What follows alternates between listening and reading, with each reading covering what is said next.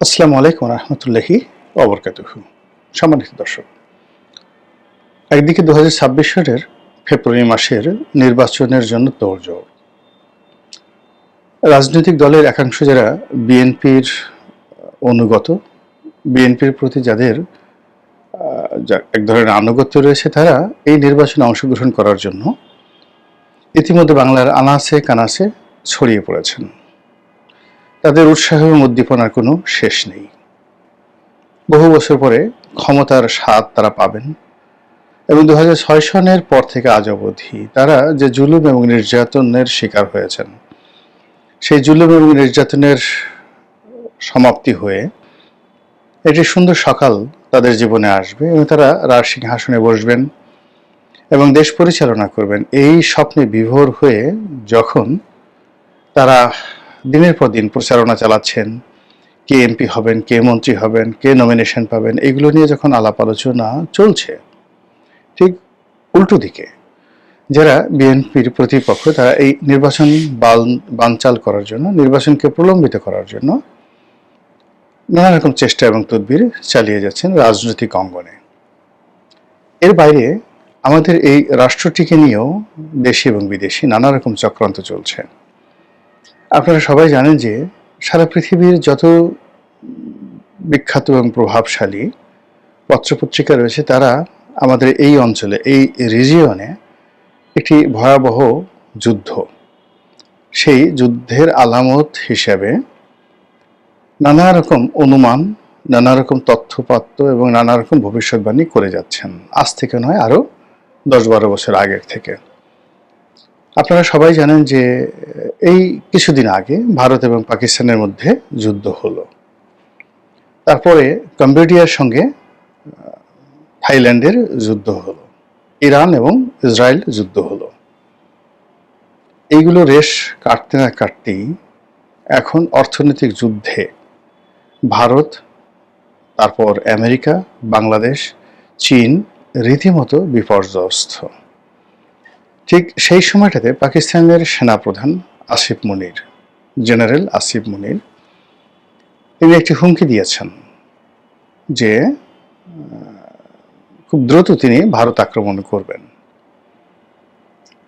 এবং একটি অসমর্থিত, আমি ঠিক অসমর্থিত মানে আমি শুনেছি, কিন্তু এক্স্যাক্টলি তথ্য এবং প্রমাণ আমার হাতে নেই। সেটি হলো আসিফ মুনির নাকি বলেছেন যে এবারের যুদ্ধটি হবে ভারতের পূর্বাঞ্চলীয় একটি এলাকা থেকে। আপনারা জানেন যে পাকিস্তানের যুদ্ধ করার জন্য দুটো ফ্রন্ট রয়েছে, western front and eastern front. Eastern front বলতে আমাদের এই বাংলাদেশকে বোঝায়। আবার ভারতেরও সেনাবাহিনীর দুটো অংশ রয়েছে, মানে তাদের ইস্টার্ন কমান্ড এবং ওয়েস্টার্ন কমান্ড। তো পূর্বাঞ্চলীয় অঞ্চল সমূহের যে কমান্ড, যেমন মুক্তিযুদ্ধের সময় পূর্বাঞ্চলীয় অঞ্চল সমূহের কমান্ডে যিনি ছিলেন তিনি জেনারেল আরোরা, কিন্তু সেনাপ্রধান ছিলেন অন্য একজন। এখন এই যে ইস্টার্ন রিজিয়ন থেকে যে যুদ্ধ, সেই যুদ্ধের ব্যাপারে আসিফ মনিরের এই বক্তব্য যদি সত্য হয়ে থাকে, তাহলে বাংলাদেশের অবস্থা কি হতে পারে এটা আমি সহজেই কল্পনা করতে পারি। অধিকাংশ ভারতীয় গোয়েন্দা এবং ভারতীয় জেনারেল যারা আছেন, তারা ইদানিং খুব ঘন ঘন কলকাতা, আসাম, ত্রিপুরা, মেঘালয়, মিজোরাম এই সমস্ত অঞ্চলে ভ্রমণ করছেন এবং তাদের সামরিক শক্তি বৃদ্ধি করছেন। এর বাইরে আমাদের সীমান্তে, পার্বত্য অঞ্চলে যে সমস্যা, তারপরে টেকনাফুখিয়া অঞ্চলে রোহিঙ্গাদেরকে নিয়ে সমস্যা, এবং সীমান্তের ওপারে যেভাবে একটা রমরমা অবস্থা তৈরি হয়ে গিয়েছিল আরাকান আর্মির, সেই আরাকান আর্মির রমরমে অবস্থা আবার বিপদের মুখে পড়েছে। তারা পরাজিত হতে শুরু করেছে এবং মায়ানমারের যে জান্তা সরকার, সামরিক সরকার, চীনের সহযোগিতা নিয়ে ওই অঞ্চলে, রোহিঙ্গা অঞ্চলে বা আরাকান অঞ্চলে তারা আবার ব্যাপক আক্রমণ শুরু করেছে এবং ইতিমধ্যে বেশ কয়েকজন আরাকান আর্মি, সশস্ত্র আরাকান আর্মি আমাদের বর্ডার গার্ড বিজিবির কাছে অস্ত্র সহ আত্মসমর্পণ করেছে। আপনি বুঝার চেষ্টা করুন কি সর্বনাশ হয়ে যেত যদি আমরা এই আরাকান আর্মিকে সমর্থন দিতাম। আমাদের এক শ্রেণীর বুদ্ধিজীবী আমাদের এক শ্রেণীর মিলিটারি এক্সপার্ট, আমাদের এক শ্রেণীর রাজনৈতিক ব্যক্তিত্ব সেফ করিডোর দেওয়ার নামে তারা এই আরাকান আর্মির জন্য অস্ত্র শস্ত্র গোলা বারুদ এগুলো বাংলাদেশের থেকে সরবরাহ করে মায়ানমারের রাখাইন রাজ্যে পাঠানোর জন্য যে পরিকল্পনা করেছিলেন, আজকের এই দিনে যদি আপনি বাস্তবতা কল্পনা করেন তাহলে দেখবেন যে সর্বনাশ ঘটে যেত। গেল এক। এখন বাংলাদেশের অভ্যন্তরীণ রাজনীতির দিকে আসেন। অভ্যন্তরীণ রাজনীতিতে যেমন বিএনপি বা তাদের প্রতিপক্ষরা নির্বাচন হওয়া বা না হওয়া নিয়ে টানাটানি করছে, এর মধ্যে রাজনীতির বেশ কিছু পরিচিত মুখ কণ্ঠ তারা রাষ্ট্রের গুরুত্বপূর্ণ প্রতিষ্ঠানগুলোকে নাজেহাল করার জন্য এবং প্রশ্নবিদ্ধ করার জন্য, ভয় দেখানোর জন্য, এমনকি আরও গভীর চক্রান্ত থাকতে পারে এর পেছনে, তারা সরাসরি সেই প্রতিষ্ঠানগুলোতে আক্রমণ চালাচ্ছেন। প্রাথমিক শুরু হয়েছে বাকযুদ্ধ দিয়ে, ভবিষ্যতে এটা কোথায় যায় বলা যায় না। আমাদের স্বাধীনতা এবং সার্বভৌমত্বের যে প্রতীক এবং অন্যতম যে প্রধান যাকে বলা হয় ইনস্টিটিউশন, সেটা হলো বাংলাদেশ সেনাবাহিনী। তো সেই বাংলাদেশ সেনাবাহিনীকে নিয়ে নিদারুণভাবে টানাটানি হচ্ছে, অসম্মানজনক উক্তি, তারপর যাকে বলা হয় যেটা আমরা কখনো বাংলাদেশে কল্পনা করিনি, সেই বিষয়গুলো নিয়ে এখন বক্তব্য দেওয়া হচ্ছে। সাবেক কিছু সেনা কর্মকর্তা রয়েছেন, অবসরপ্রাপ্ত সেনা কর্মকর্তা, এবং এই সকল সেনা কর্মকর্তাদের অনেকেই চরমপন্থী গুপ্ত সংগঠন, তারপর বিভিন্ন ইসলামী জঙ্গি সংগঠন এবং ইসলামী জঙ্গি সংগঠনের বাইরে সাধারণ ইসলামিক সংগঠন, এদের সঙ্গে বংশ পরম্পরায় কিছু অবসরপ্রাপ্ত সামরিক কর্মকর্তা তাদের নড়াচড়া ইদানিংকালে খুব মারাত্মক আকার ধারণ করেছেন।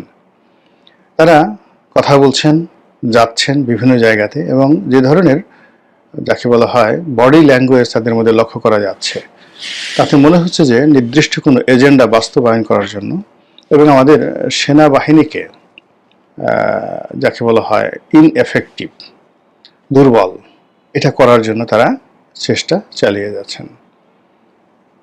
সেনাপ্রধান জেনারেল ওয়াকারুজ্জামানকে নিয়ে নানা রকম কথাবার্তা হচ্ছে, স্পেশালি তাকে টার্গেট করে এবং আরও 2-3 ঊর্ধ্বতন সেনা কর্মকর্তাকে টার্গেট করে সামাজিক মাধ্যমে অনবরত খিস্তি খাওয়ার, গালিগালাজ এবং তাদের নামে নানা রকম ভিডিও ফুটেজ তৈরি করে এআইয়ের মাধ্যমে, এবং তাদের নামে নানা রকম ফেসবুক পেজ তৈরি করে একের পর এক এমন বিভ্রান্তিকর তথ্য ছাড়ানো হচ্ছে যা কিনা ক্যান্টনমেন্টের মতো অত্যন্ত স্পর্শকাতর জায়গায় যথেষ্ট অস্থিরতা তৈরি হতে পারে বা তৈরি করার প্ল্যান থাকতে পারে, অথবা আলটিমেটলি অস্থিরতা তৈরি হয়ে গেছে বলে আমার কাছে মনে হচ্ছে। এটি খুবই একটা খারাপ লক্ষণ। এরকম অবস্থাতে নির্বাচন তো দূরের কথা, দেশের স্থিতিশীলতা, স্বাধীনতা, সার্বভৌমত্ব রক্ষা করাটাই কঠিন একটি বিষয়। অন্যদিকে ডিজিএফআই নিয়ে এনসিপির নেতাদের বক্তব্য এই মুহূর্তে সারা বাংলাদেশে তোলপাড় সৃষ্টি করেছে। ক্যান্টনমেন্টের মধ্যে এটি নিয়ে কী হচ্ছে আমি জানি না, তবে ডিজিএফআই যে প্রতিষ্ঠানটি, এটির বিরুদ্ধে অনেক অভিযোগ, মানে অভিযোগের পাহাড়। আমার কাছে মনে হচ্ছে যে বাংলাদেশে কোনো রাষ্ট্রীয় সংস্থা এতটা অভিযুক্ত নয়, এতটা দুর্নাম বদনামের অধিকারী নয়, এবং এর পেছনে আমরা যে টাকা পয়সা খরচ করি, এই টাকা পয়সার 2 পয়সার মূল্য নেই। মানে ডিজিএফআইয়ের পেছনে কবে থেকে এটা বাংলাদেশে ইফেক্টিভ হয়েছে, সম্ভবত এটা এরশাদের জমানা থেকে খুব বেশি শক্তিশালী হয়েছে এবং এখন পর্যন্ত এটার শক্তিমত্তা চলছে। তো ডিজিএফআইয়ের যারা কর্মকর্তা, অনেকে ডিজি হয়েছেন, অনেককে দেখেছি, অনেক বড় কর্তা ছিলেন, তাদের সঙ্গে কথাবার্তা হয়েছে। তো আমার কাছে কখনোই কাউকে খুব চৌকুশ কিংবা মেধাবী কিংবা তারা যে বিষয়গুলো হ্যান্ডেল করেন, রাজনীতিবিদদেরকে প্যাদানি দেওয়া, তাদেরকে ডমিনেট করা, মিডিয়ার উপর নিয়ন্ত্রণ প্রতিষ্ঠা করা, বিভিন্ন মিডিয়া হাউসে কে টকশোতে যাবে, কে যাবে না, কাকে আনা যাবে না, তারপরে কাকে সিভিল সোসাইটি থেকে ধরে নিয়ে সেই ডিজিএফআইয়ের হেড অফিসে নিয়ে আয়নাঘরে ঢুকাতে হবে, নির্যাতন করা হবে, জুলুম করা হবে, এই জিনিসগুলো যারা সিদ্ধান্ত নেন, আমি যতজনকে দেখেছি আফটার রিটায়ারমেন্ট কিংবা ডিউরিং সার্ভিস, আমার তাদের কাউকেই ওই ধরনের কর্মকাণ্ড করার মতো মেধাবী মনে হয়নি, এবং তারা যে কর্মকাণ্ডগুলো করেছেন একটা সিঙ্গেল কর্মকে তারা জাস্টিফাই করতে পারবে না। ফলে তাদের কবলে পড়ে সরকারগুলো অতীতে যেভাবে ধ্বংসপ্রাপ্ত হয়েছে এবং বর্তমান সরকারও মানে ধ্বংসপ্রাপ্ত হচ্ছে। তারা বিভিন্ন মিডিয়া হাউজে এখন এই বর্তমান জামানাতে বিভিন্ন মিডিয়া হাউজে তারা তালিকা দিয়ে দিচ্ছে অমুক অমুকের টকশোতে ডাকবে।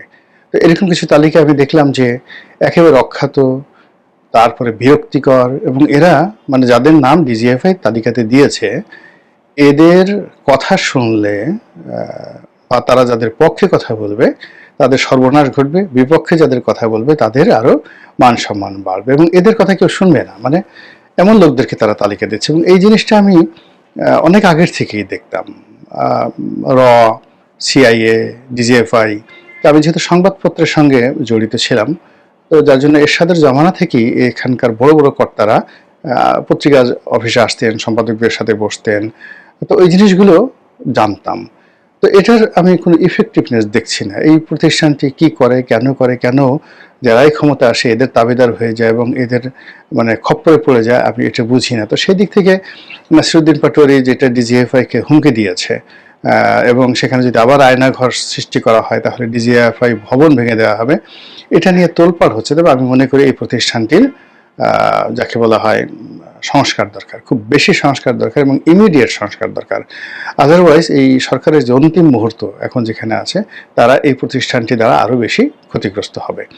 আর এই প্রতিষ্ঠানটির সঙ্গে সেনাবাহিনী, সেনা সদরের ওইরকম কোনো সম্পর্ক নাই। এই কারণ হলো সেনাবাহিনী থেকে মানে যাকে বলা হয় প্রেষণে এখানে অনেকে নিয়োগ করা হয়, যেভাবে র্যাবে নিয়োগ করা হয়, যেভাবে আমাদের সিভিল সোসাইটিতে এসে ঢাকা সিটি কর্পোরেশন, তারপর বিভিন্ন হাসপাতালের পরিচালক পদে নিয়োগ দেওয়া হয়, ওরকমভাবে ডিজিএফআইতে নিয়োগ দেওয়া হয়। ডিজিএফআই এর দুটো শাখা আছে, একটা সামরিক শাখা রয়েছে আর একটা বেসামরিক শাখা। এদের অনেক কর্মকর্তা রয়েছেন যারা সিভিল মানে এনএসআই এর যে কর্মকর্তা যেভাবে রিক্রুট হয় ওভাবে তাদেরকে প্রধানমন্ত্রীর কার্যালয়ের কর্মকর্তার রূপে রিক্রুট করা হয় এবং পরবর্তীতে এদের সাথে অ্যাটাচমেন্ট দেওয়া হয়। আমি এই যে বেসামরিকের সর্বোচ্চ পর্যায়ে যারা হয়েছেন তাদেরকে অনেককেই চিনি, অনেকেই চিনতাম, এখন না, ঠিক অনেক আগের থেকে চিনতাম। এদেরকে আমার কখনো মনে হয়নি যে গোয়েন্দাগিরি করার ক্ষেত্রে রাষ্ট্রের জন্য, দেশের জন্য এদের আসলে দুই পয়সার দরকার আছে। তো আমি মনে করি যে এরকম একটা প্রতিষ্ঠান যদি ওইভাবে ভারতের রয়ের মতো করা যায়, মোসাদের মতো করা যায়, দেশের বাইরে অপারেশন পরিচালনা করবে। কিন্তু এরা তো সেই কাজ করে না, এরা যা কিছু করে দেশের মধ্যে তাফালিং, আর বাইরে গিয়ে কী করে না করে বিভিন্ন মিশনে। আমার কয়েকজন পরিচিত এরকম কর্মকর্তা ছিলেন ডিজিএফআইয়ের, ঘোড়ার ডিম কিছুই করতে পারে না ওখানে, ভারতে গিয়ে তারা কি করবে। তো এটা নিয়ে আলাপ আলোচনা হচ্ছে এবং এখানে যথেষ্ট অস্থিরতা তৈরি হয়েছে এই ডিজিএফআই নিয়ে এবং যাকে বলা হয় ক্যান্টনমেন্ট নিয়ে। এরপর এখন যদি বলি ইলেকশন কমিশন এখন যিনি আছেন, কমিশনের কর্তা ব্যক্তি বা প্রধান নির্বাচন কমিশনার, তারা একেবারে রীতিমতো তোপের মুখে রয়েছেন। এখানে একটা ভালো সুষ্ঠু নির্বাচন হবে ফেব্রুয়ারি মাসে এবং সেটা করার জন্য তাদের যথেষ্ট লজিস্টিক সাপোর্ট রয়েছে। তারা মুখে মুখে যাই বলুক না কেন, আমার কাছে মনে হয় তাদের সবার সামনে একটা ফাঁসির রশি তারা স্পষ্ট দেখতে পাচ্ছে। অতীতে তিনজন সিইসি, তো তিনজন সিইসি তারাও কিন্তু বর্তমান সিইসি যিনি আছেন তাদের চাইতে তাদের দক্ষতা, অভিজ্ঞতা, যোগ্যতা কোনো অংশে কম ছিল না। তাদের অনেকের সততা প্রমাণিত ছিল। নুরুল হুদা, রকিবুল হুদা, হাবিবুল আওয়াল, তাদের ব্যক্তিগত জীবনে সততা, নম্রতা, ভদ্রতা, শিক্ষা, সার্ভিস জীবনে তাদের যে ক্যারিয়ার ছিল অনন্য। তো সেই দিক থেকে বর্তমান যিনি আছেন তিনিও জনাব নাসিরুদ্দিন সাহেব খুব ভালো মানুষ। কিন্তু সমস্যা হলো যে অতীতে যারা সিইসি ছিলেন তাদের ফিজিক্যাল ফিটনেস, মেন্টাল ফিটনেস এখন বর্তমান যিনি আছেন বা যারা আছেন তাদের সে কোনো অংশে কম ছিল না। দ্বিতীয়ত ওই সময়টাতে কিছুটা হলে একটা পলিটিক্যাল এনভায়রনমেন্টটা ছিল, এখন একেবারে পলিটিক্যাল এনভায়রনমেন্ট নেই। থার্ডলি হলো ওই সময়টাতে law and order situation, administration, chain of command যা কিছু ছিল তার সত্ত্বেও কেবলমাত্র কর্তৃত্ববাদী শাসনের কারণে তারা দায়িত্ব পালন করতে পারেননি বা করেননি, দুটোর একটা। আর এখন কোনো কিছুতেই নাই, 6 ধারের 9 ধার নাই, নুন আনতে পান্তে ফেরায়, এদিকে টান দিলে ওদিকে ছিঁড়ে যায়। তো এরকম একটা হজবরল অবস্থার মধ্যে বর্তমান প্রধান নির্বাচন কমিশনার এবং তার সহকর্মী যারা আছেন তারা একটা সুন্দর নির্বাচন করবেন এটা আশা করাটাই কেমন যেন একটা নির্বুদ্ধিতার সামিল। আমার কাছে মনে হচ্ছে এই ধরনের আশাই করা ঠিক না। তো সব মিলিয়ে এখন যা কিছু হচ্ছে দেশে দেশের বাইরে মিলিয়ে দেশটাকে, নির্বাচনকে, গণতান্ত্রিক বিধি ব্যবস্থাকে রীতিমতো চ্যালেঞ্জের মুখে ফেলে দিয়েছে। মহান আল্লাহ আমাদের সবাইকে হেদায়েত দান করুন এবং হেফাজত করুন। আসসালামু আলাইকুম ওয়া রাহমাতুল্লাহি ওয়া বারাকাতুহু।